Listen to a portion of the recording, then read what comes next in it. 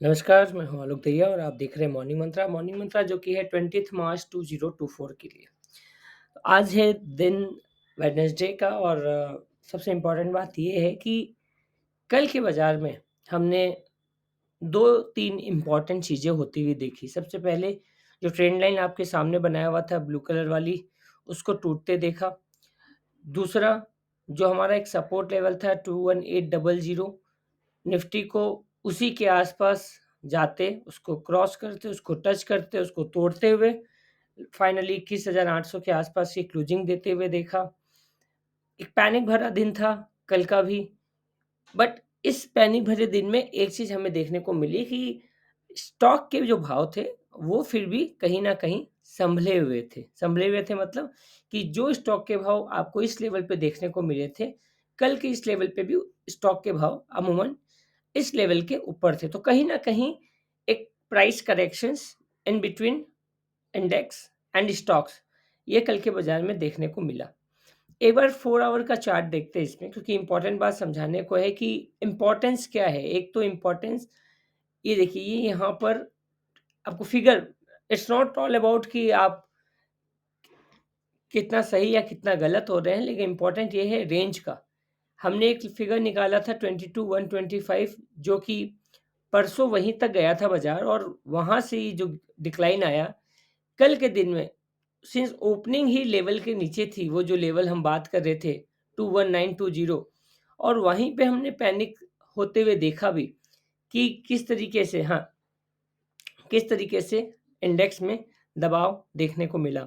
अभी सवाल ये है कि आज क्या होगा? क्या लग रहा है?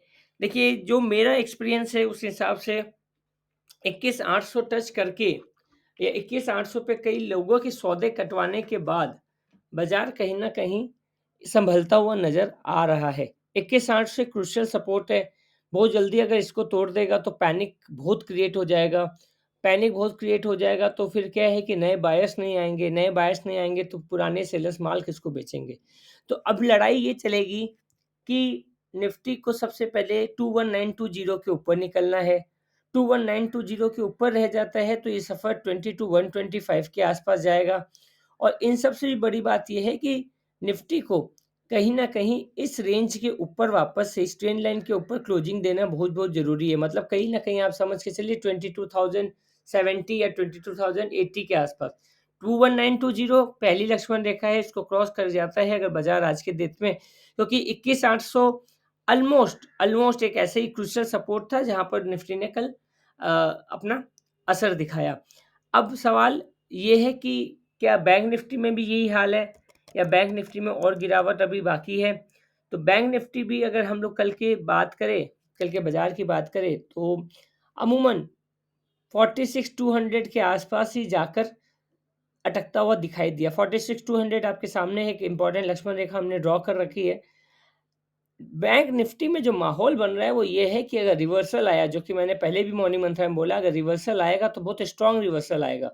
और जिस तरीके का बाज़ार है, जिस तरीके का माहौल है, ऐसा रिवर्सल आने में कोई बड़ी बात नहीं है। लेकिन इन सब के बावजूद कॉशियस अप्रोच रखना अभी भी ज़रूरी है आप लोगों के लिए। उसके पीछे रीज़न है अगले हफ्ते की अगले हफ्ते का बड़ा ही छोटा-सा आपका ट्रेडिंग सेशंस रहने वाला है, सिर्फ़ 3 दिन का।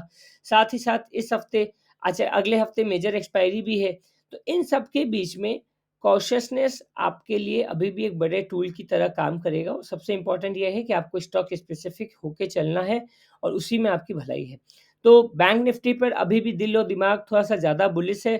46,200 के स्टॉप लॉस से जो भी इंडेक्स के बायर्स है वो अपना एक पोज़ीशन बना सकते हैं। 46,200 अगर तोड़ता है तो इंडेक्स से एक बार के लिए निकल जाना चाहिए, क्योंकि उसके बाद फिर सपोर्ट ज़ोन बनेगा 44, 444।